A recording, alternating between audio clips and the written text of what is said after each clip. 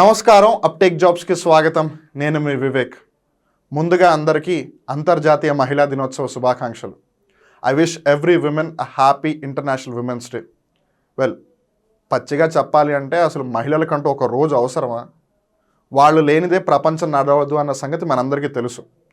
మన కుటుంబాలలో కొంతమంది హౌస్ మేనేజర్స్గా, లేదు హోమ్ మేకర్స్గా, లేదు హౌస్ వైఫ్స్గా ఉంటూ, కొంతమంది బయట వర్క్ చేస్తూ, what ever way which ever way is possible వాళ్ళు అన్ని విధాల వాళ్ళ 100 కాదు 120% ఇస్తున్నారు. వాళ్ళ 120% ఇస్తేనే మనం హ్యాపీగా బ్రతకగలుగుతున్నాం. ఇక్కడ మనం అంటే నేను మేల్స్ గురించి మాట్లాడుతున్నాను. సో మనం దానిని గుర్తించి తీరాలి. వాళ్ళకి ఇవ్వాల్సిన డ్యూ క్రెడిట్, డ్యూ రెస్పెక్ట్ మనం ఖచ్చితంగా ఇచ్చి తీరాలి. అంతర్జాతీయ మహిళా దినోత్సవం వచ్చిన ప్రతిరోజు కూడా అందరూ ఇలానే మాట్లాడతారు.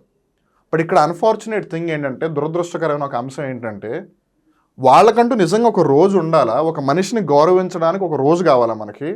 వాళ్ళు చేస్తున్న మంచి పనులు, వాళ్ళు మనకి చేస్తున్న సహాయాన్ని గుర్తించడానికి ఒక రోజు కావాలా? లేకపోతే వాళ్ళని మనం గుర్తించమా? వాళ్ళని మనం గౌరవించమా? వాళ్ళు మనుషులేగా.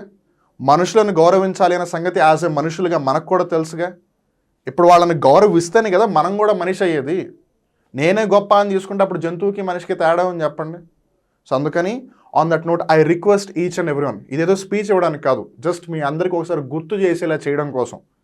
Forget about whether it's men, women, transgender, పిల్లల, ముసలి వాళ్ళ, చదువుకున్న వాళ్ళ, చదువుకోని వాళ్ళ, హోటల్లో వెయిటర్సా, క్యాబ్ డ్రైవర్సా, పెట్రోల్ బంక్లో పనిచేసే వాళ్ళ, టీచర్ల, లెక్చరర్ల, ప్రెసిడెంటా, ప్రైమ్ మినిస్టర్, ఇవన్నీ పక్కన పెట్టండి. If they are human being, వాళ్ళు మనిషి అయితే ఆ మనిషిని మనిషిలాగా చూడడం, ఆ మనిషిని గౌరవించడం మొదలు పెడదాం. It's not about where they live, where they come from, what their circumstances are. కొంతమంది ఎంత మంచి వాళ్ళు ఉంటారు అంటే, వాళ్ళు హోటల్కి వెళ్ళే వెయిటర్ ఎవరైతే ఉంటారో వాళ్ళు ఏదో సెకండరీ లెవెల్ హ్యూమన్ బీయింగ్ అన్నట్టు ట్రీట్ చేస్తారు. నేను చెప్పింది అర్థం కదా అని వాళ్ళు మనుషులాగా ట్రీట్ చేయరు వాళ్ళని. అలా ఇప్పటికీ మనలో చాలామంది తిరుగుతున్నారు. బయట అందరికీనేమో మంచి వాళ్ళలాగా కనిపిస్తూ క్లోజ్డ్ డోర్స్ అంటే అన్ని తలుపులు వేసేసిన తర్వాత లోపల ఒక జంతువులాగా బిహేవ్ చేస్తారు. అందుకే ఇప్పటికీ డొమెస్టిక్ వైలెన్స్ జరుగుతూనే ఉంది, సెక్షువల్ హెరాస్మెంట్ కేసులు జరుగుతూనే ఉన్నాయి, వరకట్న వేధింపులు అనేవి జరుగుతూనే ఉన్నాయి. There are lot of things that are happening. Men కూడా ప్రాబ్లమ్స్ ఫేస్ చేస్తారు, ఎవరు కాదనట్లేదు. అందుకే కదా నేను అంది, మెన్నా, ఉమెనా, ట్రాన్స్జెండరా, పిల్లల, పెద్దవాళ్ళ, ముసలి వాళ్ళు, ఇవి తేడాలు ఏమీ చూడకండి. As long as they are human beings, అందరినీ ప్రేమతో, ఆప్యాయతతో, గౌరవంతో చూడండి. దానికంటూ ప్రత్యేకంగా రోజును గడపాల్సిన లేదు, ఒక రోజుని పురస్కరించుకోవాల్సిన అవసరం లేదు. మనం ఒక రోజును పురస్కరించుకుని దానికి ఆ రోజు మట్టుకి గౌరవం ఇచ్చేసి మిగతా రోజులు ఇవ్వనంటే what sort of sense that does make? అందుకని ఇవాళ నుంచి మనం అందరినీ గౌరవిద్దాం, అందరినీ ప్రేమతో చూద్దాము, అందరినీ ఆప్యాయతతో చూద్దాం. On that note let's begin today's current affair episode. Erythritol. చాలామందికి దీని గురించి అంతగా ఐడియా ఉండకపోవచ్చు. ఇది మంచి చేసిన పంచదార, but at the same time ఇప్పుడు రీసెంట్గా మోసం కూడా చేయడం స్టార్ట్ చేసింది. అసలు పంచదార మంచి ఎట్లా అయింది, ఆ మంచి పంచదార మోసం ఎట్లా చేస్తుంది అన్న డౌట్ మీకు ఖచ్చితంగా వస్తుంది. ఒకసారి మీరు ఇక్కడ జాగ్రత్తగా గమనిస్తే ఎలా అనిపిస్తుంది అది, లేదు ఎలా కంటికి కనిపిస్తుంది? మనం రోజు తినే షుగర్ లానే కనిపిస్తుంది. మనం రోజు తినే షుగర్ని మామూలుగా కెమికల్ పరంగా, లేదు కెమిస్ట్రీ పరంగా కామన్ నేమ్ ఏంటిది? సుక్రోస్. దాన్నే టేబుల్ షుగర్ అని కూడా పిలుస్తారు. సో టేబుల్ షుగర్ లానే ఉందిగా ఇది కూడా, వితౌట్ ఎ డౌట్. కానీ ఇది టేబుల్ షుగర్ కాదు, ఇది ఎరిథ్రిటాల్. ఎగ్జాక్ట్లీ షుగర్ లానే ఉంటుంది. ఇన్ఫ్యాక్ట్ షుగర్ కన్నా కొంచెం బెటరే యాక్చువల్గా ఇది. మనం ఒకవేళ ఎరిథ్రిటాల్ని ఉపయోగిస్తున్నట్టయితే, ఎస్పెషల్లీ మధుమేహం, డయాబెటీస్ ఎవరైతే సఫర్ అవుతున్నారో, లేదు ఎవరికైతే బాడీలో ప్యాంక్రియాస్ సరిగ్గా పని చేయటం లేదో, వాళ్ళందరికీ కూడా ఆర్టిఫిషియల్ స్వీట్నర్స్లో ఎరిథ్రిటాల్ని బాగా ఎక్కువగా యూజ్ చేస్తారనమాట. సో ఆ విధంగా డయాబెటిక్ పేషెంట్స్ అందరికీ, లేదు బాడీలో ఇన్సులిన్ లెవెల్ సరిగ్గా లేని వాళ్ళకి, వీళ్ళందరికీ కూడా ఇది ఇన్ని రోజులు మంచి చేస్తూ వచ్చింది.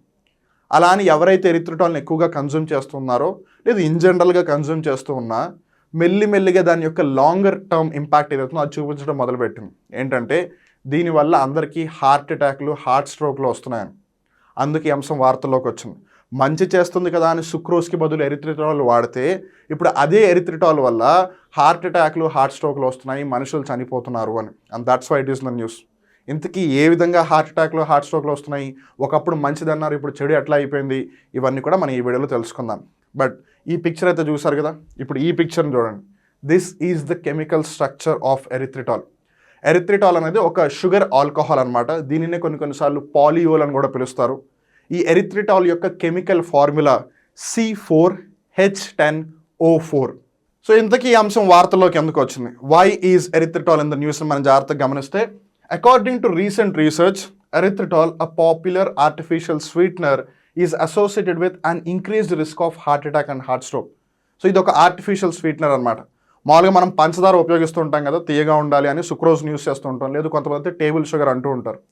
కానీ టేబుల్ షుగర్ని ఎక్కువగా కన్జ్యూమ్ చేయడం వల్ల డయాబెటిక్ పేషెంట్స్ ఎవరైతున్నారో వాళ్ళు ఇంకా ఎక్కువగా సఫర్ అవుతారు అండ్ బ్లడ్ షుగర్ లెవెల్స్ పెరిగే అవకాశం ఉంటుంది. బాడీలో ఏదైతే ప్యాంక్రియాస్ ఉందో ఆ ప్యాంక్రియాస్ రిలీజ్ చేసే ఇన్సులిన్ మీద కూడా ఎఫెక్ట్ అవుతుంది. అలా end of the day person చాలా సఫర్ అవుతారు. అందుకు గాను ఈ ఆర్టిఫిషియల్ స్వీట్నర్ని యూస్ చేస్తున్నారనమాట. ఈ ఆర్టిఫిషియల్ స్వీట్నర్ సుక్రోస్తో కంపేర్ చేస్తే 60 to 70% స్వీట్గా ఉంటుంది. సో అక్కడ స్వీట్నెస్ ఉంటూనే క్యాలరిఫిక్ వాల్యూ పరంగా చాలా తక్కువ వాల్యూ ఉంటుంది అనమాట. సో దీనివల్ల ప్యాంక్రియాస్ మీద పెద్దగా ఎఫెక్ట్ అవ్వదు. ఎవరైతే డయాబెటీస్తో ఆల్రెడీ సఫర్ అవుతున్నారో వాళ్ళు ఈ షుగర్ని కన్జ్యూమ్ చేయొచ్చు, లేదా ఈ స్వీట్నర్ని కన్జ్యూమ్ చేయొచ్చు, ఎన్ష్యూరింగ్ వాళ్ళ బ్లడ్ షుగర్ లెవెల్స్ మీద పెద్దగా ఎఫెక్ట్ పడకుండా. అలా ఇప్పటివరకు బాగానే ఉంది. కానీ రీసెంట్గా చేసిన ఒక రీసెర్చ్ ద్వారా మనకు తెలుస్తుంది ఏంటంటే, చాలామంది ఎవరైతే ఎరిథ్రోటాల్ని కన్జ్యూమ్ చేస్తున్నారో వాళ్ళందరికీ కూడా హార్ట్ అటాక్లు, హార్ట్ స్ట్రోక్లు వస్తున్నాయని, ఈ పిల్లాడికి వచ్చినట్టు. ఇంతకీ ఆ రీసెర్చ్ యొక్క రిజల్ట్ మనకి ఏమని చెప్తుందని గమనిస్తే, results of the research revealed that erythritol made platelets easier to activate and form a clot. మన బాడీలో ఒకవేళ ఎప్పుడైనా ఏదైనా గాయం అయిందనుకోండి, ఎస్పెషల్లీ చిన్నపిల్లలు అయితే మీరు జాగ్రత్త ఉంచుకోవచ్చు. వాళ్ళు ఎక్కడో కూడా ఎగురుతూ ఉంటారు, దుంకుతూ ఉంటారు, ఆడుతూ ఉంటారు, ఎక్కడో కూడా ఏదో కోసేసుకుంటూ ఉంటారు, గీసుకుంటూ ఉంటారు, పడుతూ ఉంటారు. సో వాళ్ళకి దెబ్బలు అనేవి నార్మల్ తగులుతూ ఉంటాయి. ఈవెన్ మనకు కూడా అప్పుడప్పుడు దెబ్బలు తగులుతూ ఉంటాయి. సో దెబ్బలు తగిలినప్పుడు వెంటనే జరిగేది ఏంటిది, అక్కడ చర్మం పోతుంది, రక్తం బరాబరా కారుతూ ఉంటుంది. కొన్ని నిమిషాల తర్వాత ఒకవేళ చిన్న కట్ అయితే వెంటనే క్లాట్ అయిపోతుంది, లేదు కొన్నిసార్లు అయితే ఒక పావు గంటకి 10 నిమిషాలకి బ్లడ్ క్లాట్ అయిపోతుంది, మెల్లిమెల్లిగా బ్లడ్ కారడం ఆగిపోతుంది. సో ఈ బ్లడ్ ఎందుకు క్లాట్ అవుతుంది, మన బాడీలో ఏవైతే ప్లేట్లెట్స్ ఉన్నాయో ఆ ప్లేట్లెట్స్ ఎక్కువగా ఉంటే బ్లడ్ క్లాట్ అవుతుంది. ఒకవేళ ప్లేట్లెట్లు లేకపోతే బ్లడ్ క్లాట్ అవ్వదు. ఇది మనందరికీ తెలిసిందే. మామూలుగా బ్లడ్లో ఉండేవేంటివి, RBC red blood cells, erythrocytes, WBC white blood cells, leukocytes, అలానే ప్లేట్లెట్స్. సో ఈ ప్లేట్లెట్స్ అనేవి ఆ బ్లడ్ క్లాట్ చేస్తాయి. అయితే ఈ ఎరిథ్రిటాల్ ఏదైతే ఉందో, even though it's an artificial sweetener, blood sugar లెవెల్స్ని పెద్దగా పెంచకపోయినా ఇది వెళ్ళి ఆ బ్లడ్లో ఏవైతే ప్లేట్లెట్స్ ఉన్నాయో వాటిని ఎక్కువగా యాక్టివేట్ చేస్తుంది. ప్లేట్లెట్స్ని ఎక్కువగా యాక్టివేట్ చేస్తే ఏమవుతుంది, ఆబ్వియస్గా అది వెళ్ళి ఒక చోటగా ఆగిపోయి ఒక క్లాట్ని ఫామ్ చేస్తుంది. సో బ్లడ్ యొక్క మూమెంట్ని ఆపేస్తుంది. ఇప్పుడు ఒకవేళ బ్లడ్ లీకేజ్ అవుతుంది అంటే అక్కడ బ్లడ్ మూమెంట్ని ఆపింది అని అంటే ఫైన్, క్లాట్ ఏర్పడడం వల్ల బ్లడ్ లాస్ అవ్వదు.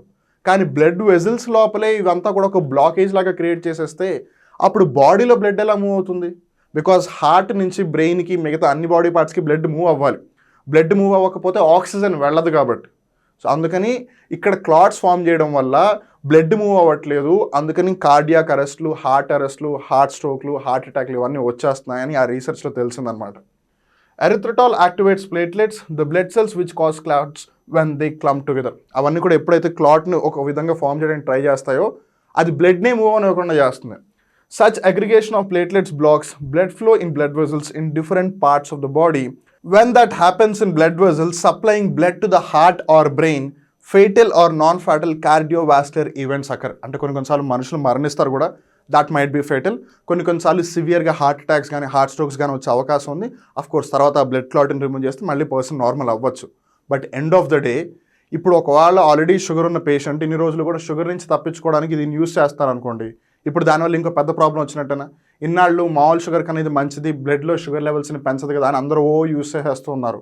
బట్ ఇప్పుడు లాంగ్ టర్మ్లో అది ఊరికే ప్లేట్లెట్స్ని యాక్టివ్ చేసి ఎక్కువగా క్లాట్స్ ఫామ్ అయ్యేలా చేస్తే, సో అందుకని మొన్నటి వరకు మంచిగా ఉన్న షుగర్ ఇప్పుడు కాస్త మోసం చేస్తుంది లేదా చెడు చేస్తుందని చెప్పొచ్చు. సో ఇప్పుడు మనం ఎరిథ్రిటాల్ గురించి తెలుసుకోవడానికి ప్రయత్నిద్దాం. మనం ఇందాక తెలుసుకుంది ఏంటిది, C4H10O4. ఇది దాని యొక్క కెమికల్ ఫార్ములా. దానిని షుగర్ ఆల్కహాల్ అని కూడా పిలుస్తారు. కొన్నిసార్లు పాలిఓల్ అని కూడా పిలుస్తూ ఉంటారు. ఎందుకంటే ఓల్ అనేది ఆల్కహాల్ గ్రూప్ యొక్క సఫిక్స్ అనమాట. ఇప్పుడు ఏదైనా సరే ఒక పదార్థం ఆల్కహాల్ గ్రూప్కి సంబంధించింది అయితే దానికి చివర ఓల్ అని పెడతారు. అలా ఈ ఓఎల్ గ్రూప్స్ ఏవైతే ఉన్నాయో OH అది ఎక్కువగా ఉన్నప్పుడు ఇలా పాలిఓల్ అని పిలుస్తారు. So it is a type of sugar alcohol commonly used as a sugar substitute in foods and beverages. Especially ఎక్కడైతే మాస్ ప్రొడక్షన్ జరుగుతూ ఉంటుందో అక్కడ టేబుల్ షుగర్కి బదులుగా దీన్ని ఎక్కువగా ఉపయోగిస్తూ ఉంటారనమాట. Unlike traditional sugars it has no calories and does not raise blood sugar levels. మీరు మామూలుగా టేబుల్ షుగర్ సుక్రోజ్ని కన్సూమ్ చేస్తారనుకోండి, మామూలు పంచదారని మీరు తీసుకున్న కొద్దిసేపటికి మీ బాడీలో బ్లడ్లో షుగర్ లెవెల్స్ పెరిగిపోతాయి అనమాట. అందుకే డయాబెటిక్ పేషెంట్స్ ఎక్కువగా పంచదార వేయరు. షుగర్లెస్ కాఫీ, షుగర్లెస్ టీ, పంచదార వేయొద్దు, ఒక స్పూనే చాలు అంటూ ఉంటారు. సో అందుకే మీరు జాగ్రత్త గమనిస్తే sugar free, low calorie sugar ఇలా యాడ్లు వస్తూ ఉంటాయి కదా. అలానే ఈ ఎరిథ్రిటాల్ కూడా ఒక లో క్యాలరిఫిక్ వాల్యూ ఉన్న షుగర్ అనమాట. ఇన్ఫ్యాక్ట్ గట్టిగా మాట్లాడితే జీరో క్యాలరిఫిక్ అని చెప్పొచ్చు. క్యాలరిఫిక్ వాల్యూ పరంగా లేదు బ్లడ్ లెవెల్ షుగర్ లెవెల్స్ ఉన్నాయి, వాటికి సంబంధించి మనం కన్సిడర్ చేస్తే పెద్దగా ప్రాబ్లం ఏం లేదు అని చెప్పొచ్చు. Artificial sweeteners are common replacements for table sugar in low calorie, low carbohydrate and keto products. Keto అని వింటూ ఉంటారు, ఎస్పెషల్లీ జిమ్కి ఎవరైతే వెళ్తుంటారో లేదా ఫిట్నెస్ సంబంధించి ఐడియా ఉందో వాళ్ళందరూ ఈ వర్డ్ని బాగా ఎక్కువగా యూజ్ చేస్తారు. సో యాక్చువల్లీ కీటో ప్రొడక్ట్స్ అంటే ఏంటి? Which are high in fat and low in carbohydrates. So carbohydrates మన బాడీలో ఎక్కువగా ఉంటే షుగర్ లెవెల్ పెరిగిపోతుంది అనమాట బ్లడ్లో, బికాస్ ఆఫ్ విచ్ డయాబెటీస్ వచ్చే అవకాశం ఉంటుంది. అందుకని మీరు కన్జ్యూమ్ చేసే డైట్లో ప్రోటీన్స్, ఫ్యాట్స్ ఎక్కువగా ఉండాలి, కార్బోహైడ్రేట్స్ ఎక్కువగా ఉండకూడదు అని చెప్పి ఏదైతే డైట్ ఉందో దానిని కీటో డైట్ అంటూ ఉంటారు. ఏవైతే ప్రొడక్ట్స్ ఉన్నాయో వాటిని కీటో ప్రొడక్ట్స్ అంటారు. అలా ఇది కూడా క్యాలరిఫిక్ వాల్యూ, కార్బోహైడ్రేట్ వాల్యూ పరంగా చాలా తక్కువ వాల్యూ ఉందన్నమాట. అందుకని దీనిని కూడా కీటో ప్రొడక్ట్గా కన్సిడర్ చేస్తూ ఉన్నారు. సో మనం ఇందాక ఎరిథ్రిటాల్ గురించి తెలుసుకున్న ఒక ముఖ్యమైన విషయం ఏంటంటే దీనివల్ల బ్లడ్లో షుగర్ లెవెల్స్ పెరగవు అని. దానికి సంబంధించి ఒక ఇండెక్స్ ఉందన్నమాట, ఒక సూచిక ఉంది, దాన్ని లో గ్లైసెమిక్ ఇండెక్స్ అంటారు.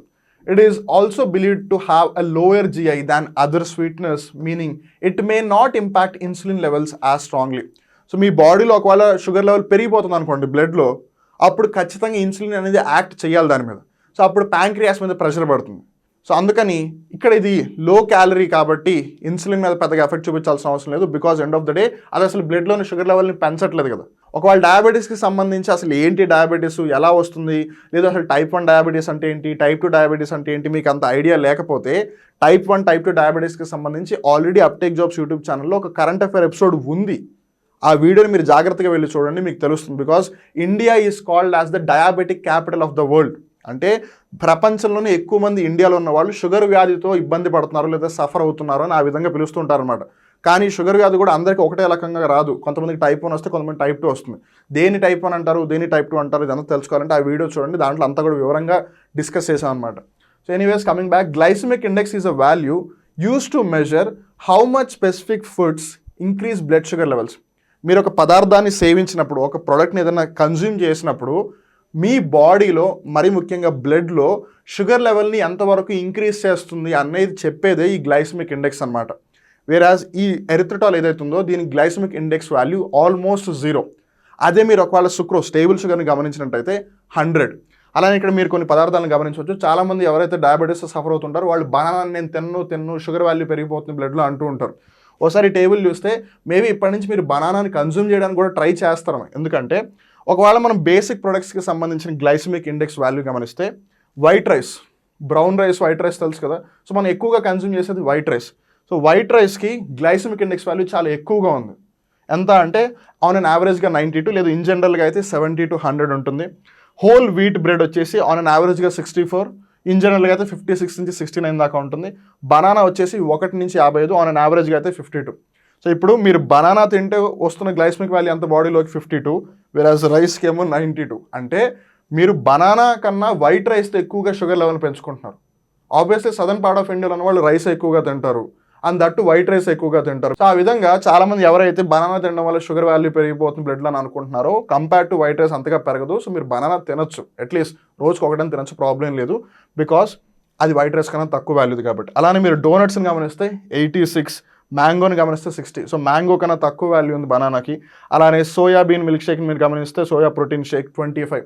సో ఇక్కడ ఈ విధంగా గమనిస్తే ఇది ప్రోటీన్ షేక్ కాబట్టి మీ బాడీలోకి ప్రోటీన్స్ వస్తున్నాయి, but at the same time లో గ్లైసెమిక్ ఇండెక్స్ వాల్యూ ఉంది. అంటే మీ బాడీలో ఉన్న షుగర్ లెవెల్స్ని అది పెంచట్లేదు. సో మీకు కావాల్సిన ప్రోటీన్స్ని ఇస్తుంది, ద సేమ్ టైం డ్యామేజ్ కూడా చేయట్లేదు అనమాట. సో చూసారుగా, ఎరిథ్రిటాల్ ఒక లో గ్లైసెమిక్ ఇండెక్స్ వాల్యూ ఉన్న ప్రోడక్ట్ అనమాట. కాకపోతే ఇది ఇన్ని రోజులు కూడా డయాబెటిక్ పేషెంట్స్కి కానీ, లేదు ఎవరికైతే మెటబాలిజం సరిగ్గా పని చేయడం లేదో, ఎవరికైతే ఒబెసిటీ ఉందో వాళ్ళందరూ కూడా దీనిని ఎక్కువగా ఉపయోగిస్తూ ఉన్నారు as a sweetener. Of course artificial sweetener, ఇది న్యాచురల్గా కూడా లభిస్తుంది.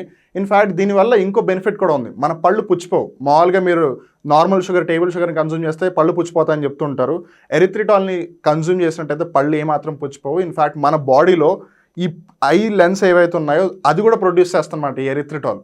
అలా మన బాడీలో ఉన్న సీరం అవ్వచ్చు, ఫీటల్ ఫ్లూయిడ్, పెండం ఏదైతే ఏర్పడుతుందో ఆ పెండం నుంచి ఒక ఫ్లూయిడ్ సిక్రీట్ అవుతూ ఉంటుంది.